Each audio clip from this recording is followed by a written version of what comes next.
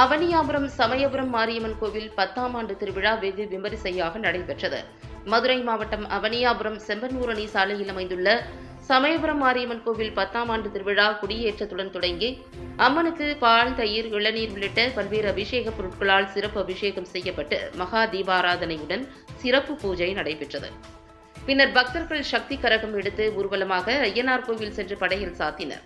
2ஆம் நாள் நிகழ்வாக ஏராளமான பக்தர்கள் பால் குடம், அக்னி சட்டி, முளைப்பாரி எடுத்து வந்தனர். மேலும் இதில் விளக்கு பூஜையும் நடைபெற்றது. 1000 பேருக்கு அன்னதானம் வழங்கினர். பின்னர் கலந்து கொண்ட பக்தர்கள் அனைவருக்கும் பிரசாதம் வழங்கினர்.